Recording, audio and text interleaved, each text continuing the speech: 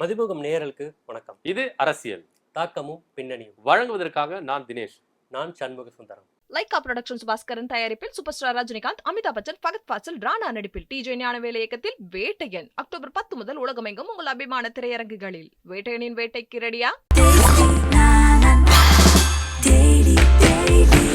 Taste Daily. Taste the Daily.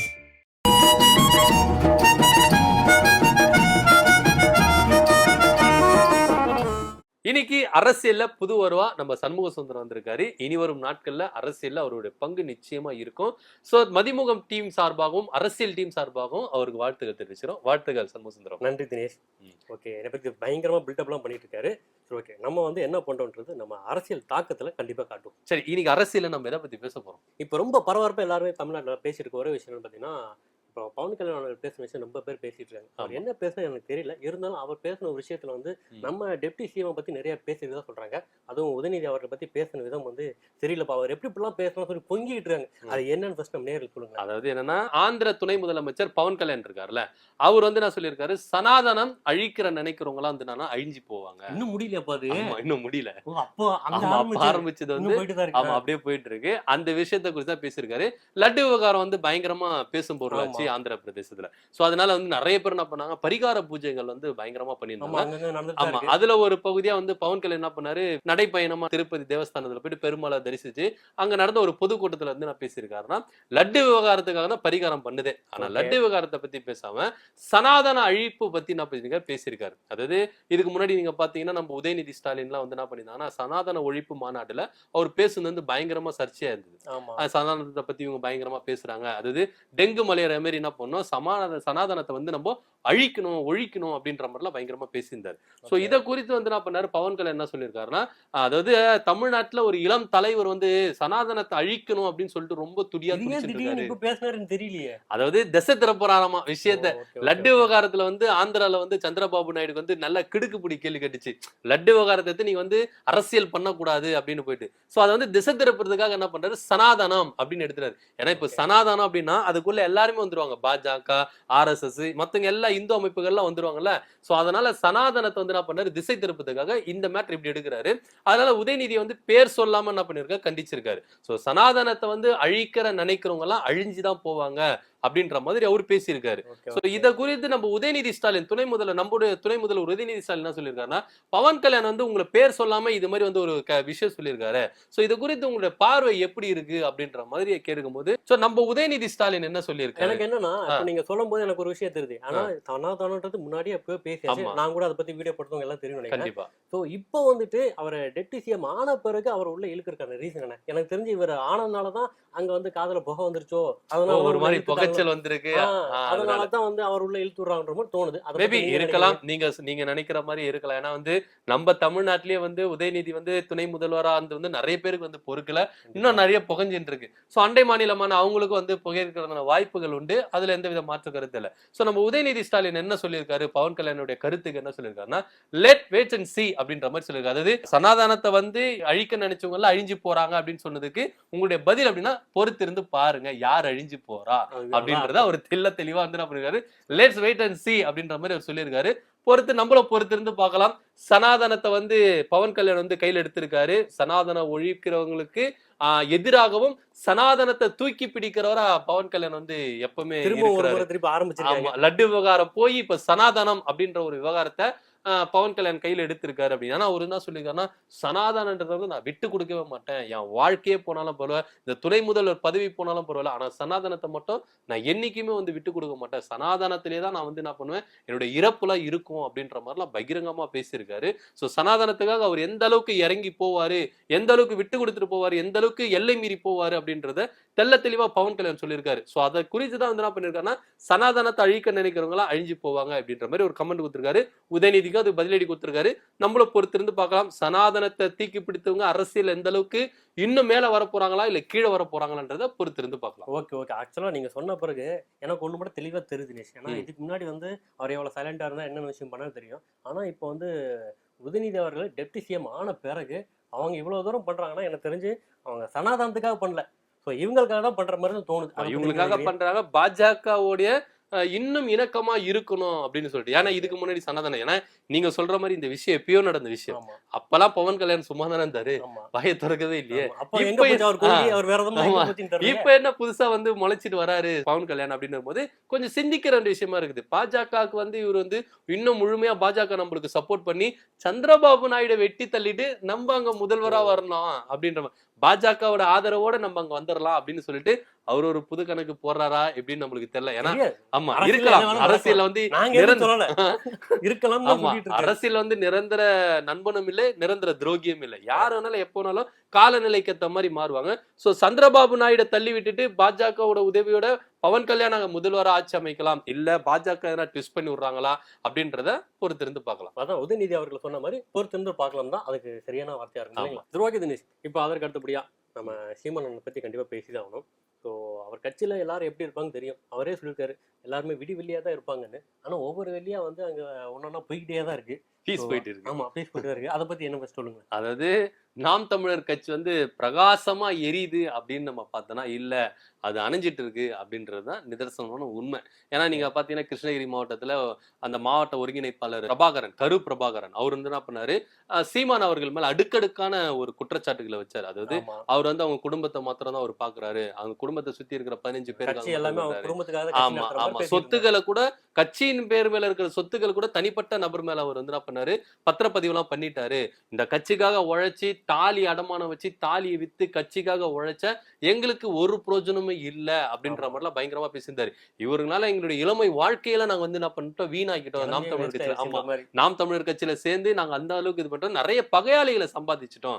எங்க மாமா மச்சாங்க மற்ற கட்சிகள் இருக்கிறவங்களை கூட நாங்க போய் பேச முடியல, அந்த அளவுக்கு பகையாளி ஆயிட்டோம். ஏன்னா நகர்ப்புற அரசியல்ன்றது வேற, கிராமப்புற அரசியல்ன்றது வேற அப்படின்ற மாதிரிலாம் பயங்கரமா வந்து என்ன பண்ணியிருந்தாங்க சொல்லியிருந்தாங்க. Okay. சோ இதுக்கு அடுத்து பாத்தீங்கன்னா விழுப்புரம் மாவட்டம் வடக்கு மாவட்ட செயலாளர் சுகுமார் இருக்காருல்ல, அவரு என்ன பண்ணிருக்காரு, நிர்வாகி இதுல இருந்து அவரு வந்து என்ன பண்ணிருக்காரு, விலகி கட்சி விட்டு விலகி இருக்காரு. அவரு என்ன குற்றச்சாட்டு பேசியிருக்காருன்னா, எதனா ஒரு விஷயம் சீமான் கிட்ட போயிட்டு இந்த மாதிரி அக்கிரமம் நடக்குதுன்னு, இது மாதிரி நீங்க பண்றீங்கன்னா அது மாதிரி பண்றீங்கன்னு சொன்னா அதுக்கு சீமான் என்ன சொல்றாரா, இது ஏன் இஷ்டம், ஏன் கட்சி இஷ்டம் இருந்தா இருங்க, இல்லாட்டி வெளியே போங்கடா அப்படின்ற மாதிரி என்ன பண்ணிருக்காரு. அதானே முன்னாடி இன்னொருத்தர் சொன்னாரு. ஆமா நிறைய பேர் இதான் கருத்து சொல்லியிருக்காங்க.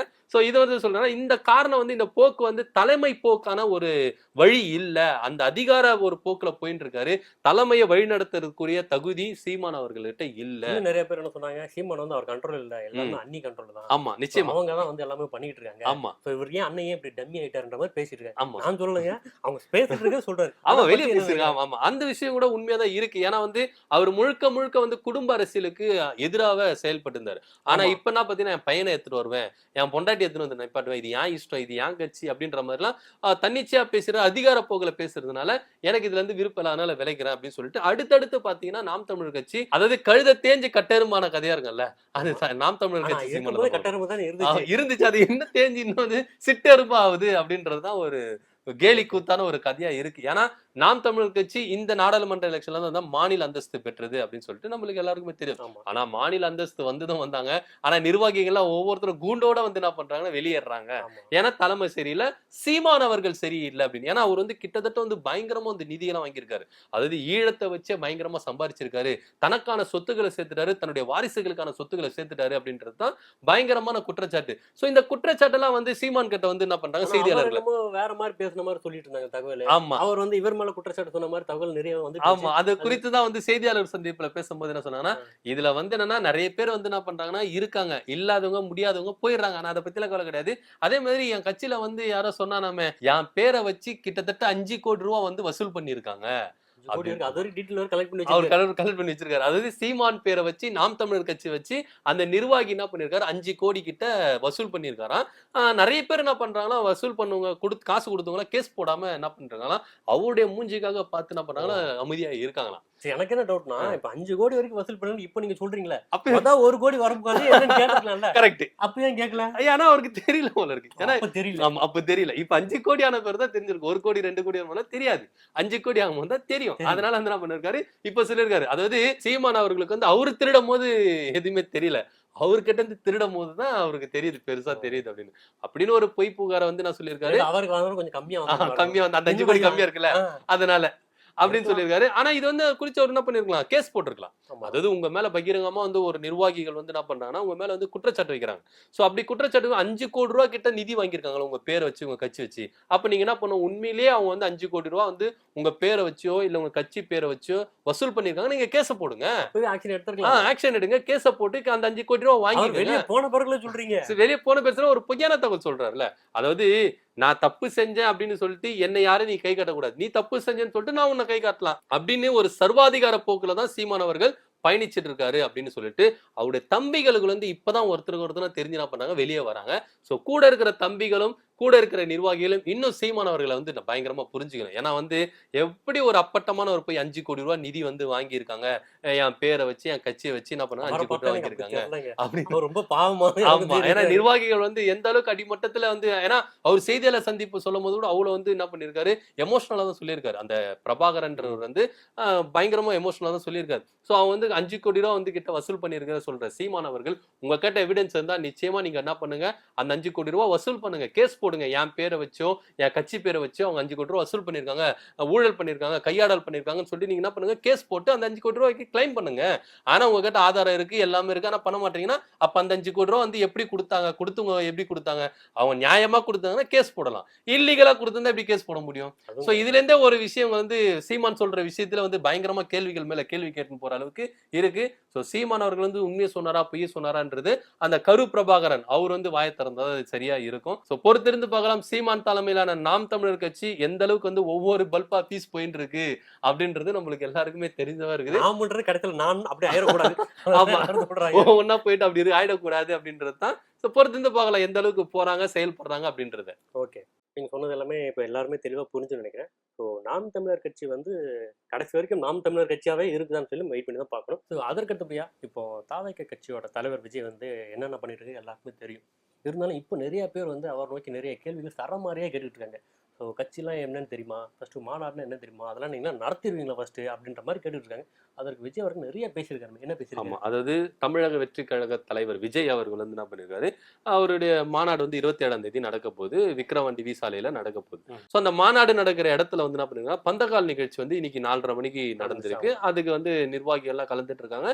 நம்ம விஜயும் பொதுச் செயலாளர் புஷி ஆனந்தும் என்ன பண்ணாங்க, கலந்துட்டாங்க.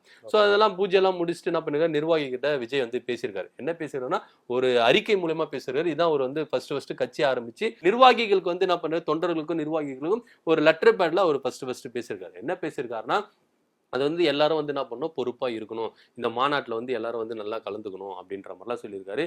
இன்னொரு விஷயம் என்ன சொல்லியிருக்காருன்னா, பொறுப்பான மனிதனை குடும்பம் மதிக்கும், பொறுப்பான குடிமகனை நாடு மதிக்கும், ஆனா முன்னுதாரணமா இருக்கிற குடிமகனை தான் மக்கள் ஏற்றுக்குவாங்க அப்படின்னு சொல்லியிருக்காங்க. சோ இதுல வந்து என்ன சொல்றாருன்னா, நீங்க பொறுப்பா நடந்துக்குங்க, ஒரு குடும்பத்துக்கும் பொறுப்பா நடந்துக்குங்க, நாட்டு மக்களுக்கும் பொறுப்பா நடந்துங்க, மக்களுக்கு பொறுப்பா நடந்துக்குங்க அப்படின்ற மாதிரி அவர் பேசியிருக்காரு. இன்னொரு விஷயம் என்ன சொல்லியிருக்காருன்னா, கட்சினா உனக்கு என்ன தெரியும், மாநாடுன்னா என்ன தெரியும், அரசியல் நின்னு வந்து வெற்றி கண்டுருவியா அப்படின்னு சொல்லிட்டு சரமாரியா வந்து நம்மள பார்த்து எல்லாரும் கேள்வி கேட்கறாங்க. அதுக்கு நம்ம பதில் எப்படி கொடுக்கணும்னா, ஃபர்ஸ்ட் இந்த மாநாடு நம்ம வெற்றிகரமா நடத்தி முடிக்கணும், அதே போல அரசியல் நின்னு நம்ம ஜெயிச்சு காட்டணும், தேர்தல்ல நின்னு நம்ம ஜெயிச்சு காட்டணும். இது மாதிரிலாம் ஜெயிச்சு காமிச்சிட்டோம்னா நம்மள பார்த்து கேள்வி கேட்கறவங்களுக்கு நம்ம தக்க பதிலடி கொடுக்குற மாதிரி இருக்கும் அப்படின்ற மாதிரி அவரு சொல்லியிருந்தார், தன்னுடைய நிர்வாகிகளுக்கு வந்து சொல்லியிருந்தாரு.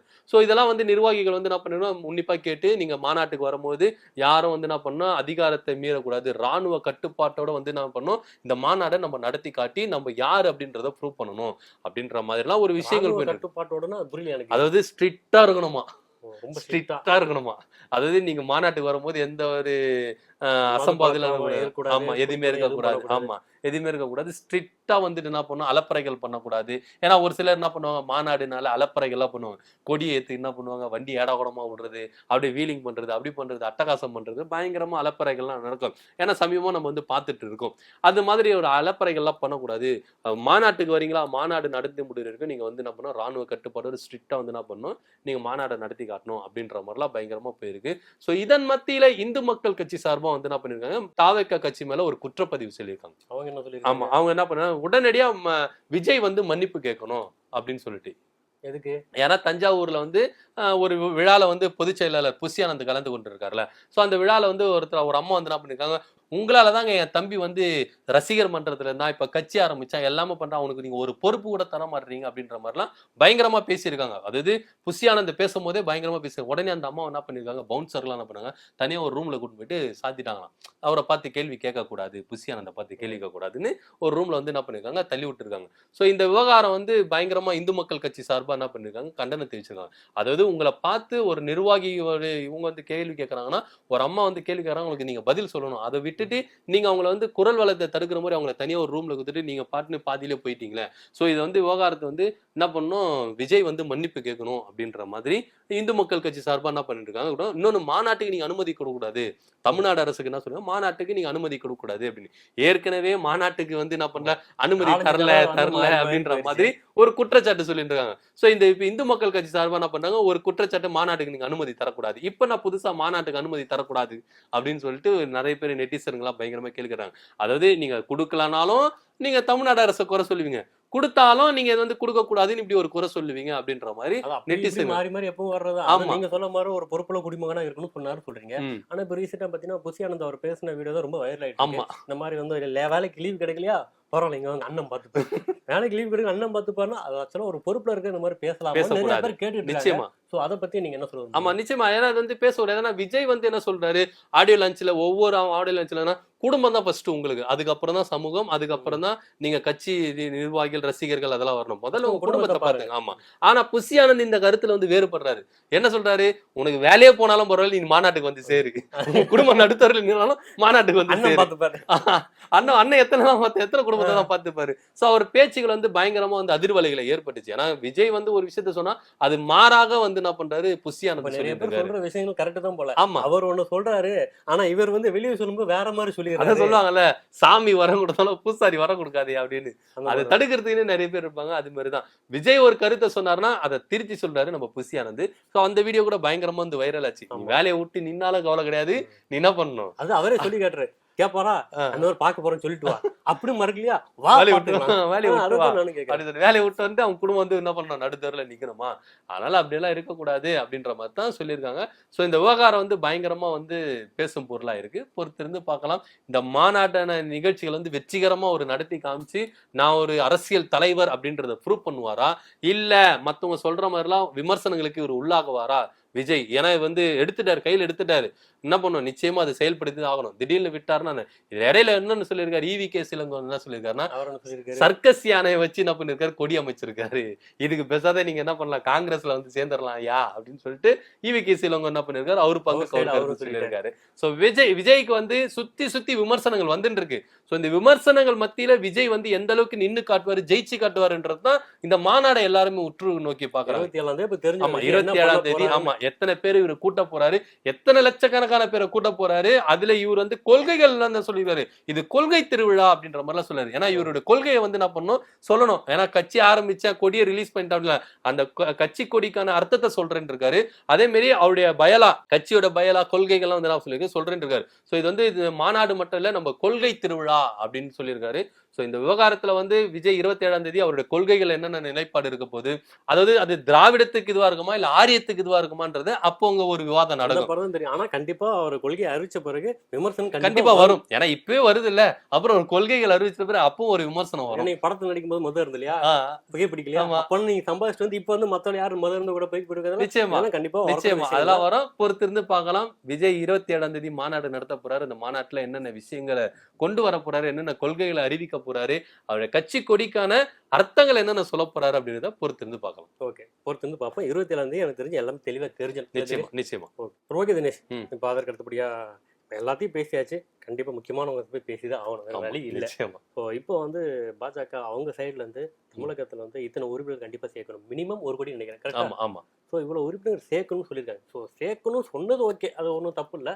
ஆனா அதுக்கான ஃபார்மாலிட்டிஸ் ரொம்ப பயங்கரமா இருக்காமே, அது என்னென்ன ஃபார்மாலிட்டி? அதாவது பாஜக வந்து தன்னுடைய ஸ்ட்ரென்த்தை வந்து அதிகப்படுத்தணும் அப்படின்றதுக்காக இந்தியா முழுவதும் அதாவது நம்ம இந்தியா முழுவதும் இருக்கிற பாஜகவோட ஸ்ட்ரென்த் வந்து அதிகமா இருக்கணும் அப்படின்ற மாதிரி எல்லாருக்கும் வந்து என்ன பண்ண ஒவ்வொரு ஸ்டேட்டுக்கும் வந்து என்ன பண்ணிருக்காங்க டார்கெட் கொடுத்துருக்காங்க, உறுப்பினர் சேர்க்கை டார்கெட் மார்க்கெட்டிங் கொடுத்துருக்காங்க. தான் ஆமா ஆமா மார்க்கெட்டிங் தான், பாஜக மார்க்கெட்டிங் தானே, வியாபாரம் தானே.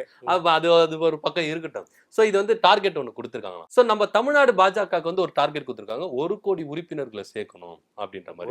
1 கோடி உறுப்பினர்கள், 1 கோடி 1 கோடி அது மாதிரி 1 கோடி உறுப்பினர்களை வந்து என்ன பண்ணணுமா சேர்க்கணுமா. சோ இந்த டார்கெட் வந்து என்ன பண்ணாங்க, பண்ண முடியாம என்ன பண்ணாங்க, திக்கி திணறாங்க நம்ம பாஜக நிர்வாகிகள்.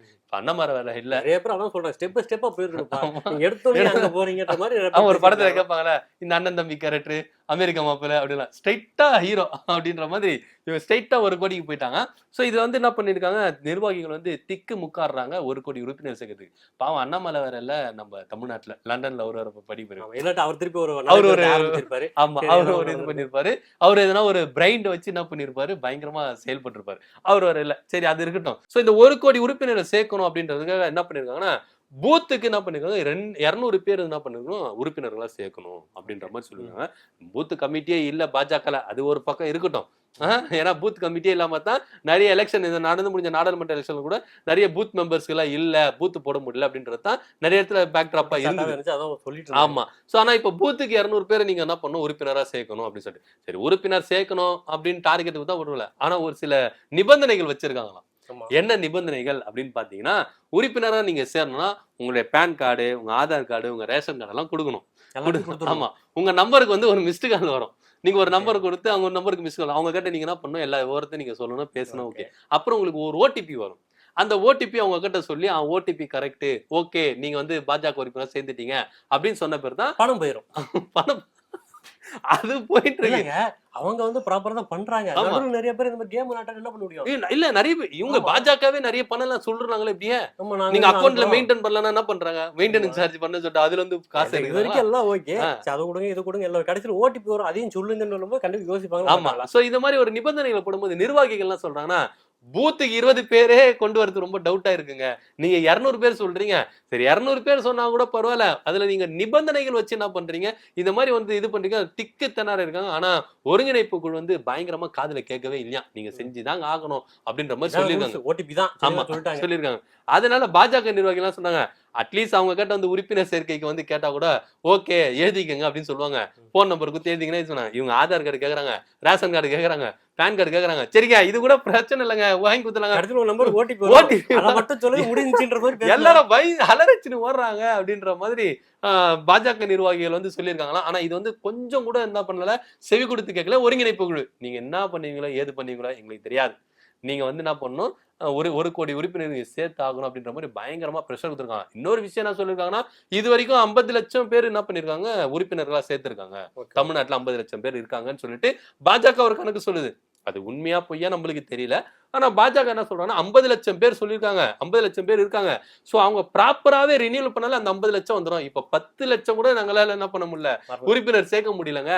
இருக்கிறவங்களே ப்ராப்பரா வந்து அப்டேட் கொடுத்து ரினியூவல் பண்ணாலே 50 லட்சம் உறுப்பினர்கள் வந்துருவாங்க. நிறைய பேர் இருந்தா தானே ரினியூவல் பண்ணுவாங்கன்ற மாதிரி கேட்டு. ஆமா நிறைய பேர் அதுவே கேக்குறாங்க, இருந்தா தானே பண்றது, இல்லன்னு 50 லட்சம் வாய் வழியா, 50 லட்சம் இல்ல நீங்க 60 லட்சம் 70 லட்சம் கூட சொல்லிக்கங்க, வாய் வழியா இருக்கணும்ல, இருந்தா தானே நீங்க ரினியூவல் பண்ண முடியும் அப்படின்ற மாதிரி எல்லாம் பயங்கரமா அது ஒரு பக்கம் சொல்லும்போது. இப்போ நம்ம south side okay, south side வந்து எஜுகேட்டட் எப்படி இருக்கும் எல்லாமே தெரியும். ஆனா நார்த் சைடு போகும்போது எல்லாரும் இந்த அளவுக்கு வந்து ஓடிபி எல்லாம் சொல்லுவாங்கன்றது டவுட் தான். ஆமா. சோ நார்த் சைடு எந்த அளவுக்கு இவங்க வந்து உறுப்பினர் சேர்த்திருக்காங்க, ஏதாவது நியூஸ் இருக்கா? நார்த் சைடு வந்து என்ன பண்ணிருப்பாங்க, இவங்க அடாவடித்தனம் தான் சேர்த்திருப்பாங்க, வேற என்ன பண்ண முடியும், உங்களுக்கு இருந்தாங்க இவ்வளவு ரூபா தரேன், ஏன்னா இவங்க வந்து கொண்டு வாங்க. ஆமா அவங்களே இது பண்ணிருப்பாங்க. ஏன்னா இவங்க வந்து ஒரு மாநிலத்துல வந்து எதிர்கட்சி ஆள்றாங்கன்னா அந்த கட்சி எம்எல்ஏகளை எப்படி எல்லாம் இவங்க இழுத்திருப்பாங்க, எம்பிக்கள் எல்லாம் எப்படி இழுத்திருப்பாங்கன்ற நம்மளுக்கு தெரியும். ஏன்னா அமௌண்ட் மூலியமா தான் வந்து இழுத்திருக்காங்க, அந்த உள்ளடி வேலை பாக்குறாங்க அப்படின்றது பேசும் பொருளா இருக்கு. சோ உறுப்பினர்களை இவங்க எந்த அளவுக்கு சேர்த்திருப்பாங்க, காசு கொடுத்து தான் சேர்த்திருப்பாங்க வட மாநிலங்கள்ல. சோ நம்ம மாநிலங்களை வந்து என்ன பண்ண, தென் மாநிலங்களை வந்து அவங்க வந்து என்ன பண்ண முடியாது. ஏன்னா அவங்களுடைய சுயரூபம் எல்லாருக்குமே தெரிஞ்சு போச்சு, எல்லாமே வெட்ட வெளிச்சமா ஆயிடுச்சு. இதுல என்ன ஒரு விஷயம் என்ன ஆகுதுன்னா, மெட்ரோ 2ஆம் கட்ட பணிக்கு வந்து அமௌண்ட் எல்லாம் கொடுத்துருக்காங்க தெரியுமா? அப்படியா? ஆமா. ஏன்னா வந்து இதுக்கு முன்னாடி வந்து குடுக்கவே இல்ல. தரமாட்டேன். என்கிட்ட ஒண்ணுமே இல்லையே அப்படின்ற மாதிரிலாம் சொல்லியிருந்தாங்க. ஆனா இப்ப வந்து என்ன பண்ணிருக்காங்க, மெட்ரோ 2ஆம் கட்ட பணிகளுக்கு வந்து காசை வாரி அடிச்சிருக்காங்க. என்ன ஒரு விஷயமா இருக்கும் அப்படின்னு பாத்தீங்கன்னா, ஓகே, இந்த ஓகே. உறுப்பினர் வேலைகள் இருக்குல்ல, சோ இதுக்கு வந்து வந்து என்ன பண்றாங்க, இவங்க வந்து பாசாங்கு காட்டுறாங்க. தமிழ்நாட்டு மேல பாசம் வந்துருச்சு. பாசாங்கு காட்டுறாங்க அப்படின்ற மாதிரிலாம் பேசிட்டு இருக்காங்க. சோ அதெல்லாம் ஒரு புறம் இருக்கட்டும். ஆனா பாஜகவால 1 கோடி உறுப்பினர்களை தமிழ்நாட்டுல சேர்க்க முடியல. ஏங்க 10 லட்சம் கூட சேர்க்க முடியலங்க. நீங்க 1 கோடிக்கு போயிட்டீங்க அப்படின்னு ஆனா சொல்லிட்டு 50 லட்சம் இருக்காங்க. ஆமா 50 லட்சம் இருக்காங்க. ஆனா அவங்க சொல்றது 10 லட்சம் பேரோட சேர்க்க முடியல அப்படின்னு சொல்லிட்டு நிர்வாகிகள் வந்து பயங்கரமா வந்து கதிகலங்கி போயிருக்காங்க, திக்கு முக்காடுறாங்க. ஆனா இத மேலிடம் கொஞ்சம் கூட காது கொடுத்து கேட்கல. ஒருங்கிணைப்பு குழு சுத்தமா கேட்கறதே இல்ல. நிர்வாகிகளோட கஷ்டங்களை புரிஞ்சுக்கிறது இல்ல. எடுத்து போங்க போங்க பண்ணுங்க பண்ணுங்க செய்யுங்க செய்யுங்க அப்படின்ற மாதிரி தான் சொல்றாங்கன்னு சொல்லிட்டு வேதனை தெரிவிச்சிருக்காங்க. சோ பாஜக நிலைமை இந்த அளவுக்கு போயிருக்கா அப்படின்னு சொல்லிட்டு பயங்கரமா எல்லாரும் பேசிட்டு இருக்காங்க. அண்ணாமலை வேலை இல்ல, அண்ணாமலை இல்ல இருந்தா இல்லைங்க. அண்ணன் இருந்தா இப்படிலாம் ஆயிருக்காது. ஆமா அவரு அதாங்க. பயங்கரமா எடுத்துட்டு போயிருப்பாரு அப்படின்னு நிறைய பேர் வந்து வேதனை தெரிவிக்கிறாங்க. பொறுத்திருந்து பார்க்கலாம் பாஜக உண்மையிலே எத்தனை உறுப்பினர் தான் இருக்கீங்க, டேட்டா பேஸ கொடுங்க ஐயா பார்த்துட்டு தெரிஞ்சுப்போம் அப்படின்னு சொல்லிட்டு தான் நிறைய பேர் கேட்கறாங்க. பொறுத்திருந்து பார்க்கலாம். கண்டிப்பா. பொறுத்திருந்து பார்த்தா கண்டிப்பா தெரிஞ்சிடும். ஆமா, இதுக்கும் ஒரு நிச்சயமா. விடை தெரியாம போயிறப்போகுது. ஆமா ஆமா ஸோ வந்துச்சுன்னா பாருங்க. நீங்களும் வந்து மொபைல் நம்பர்லாம் கொடுங்க. ஓடிபிலாம் சொல்லுங்க. ஸோ நம்ம கையில எதுவும் இல்ல. நம்ம ஆமா. சொல்ல வேண்டியது சொல்லியாச்சு. நிச்சயமா. அவ்வளவுதான். சரி வெயிட் பண்ணி பார்ப்போம். ம். ஸோ 27 எனக்கு தெரிஞ்சு இந்த மாசம் எண்ட்ல நிறைய விஷயங்கள் வந்து ஒரு விடை கிடைக்கும்னு நினைக்கிறேன். கண்டிப்பா இல்லைங்களா? நம்ம கண்டிப்பா இது வரைக்கும் நிறைய பேசியாச்சு.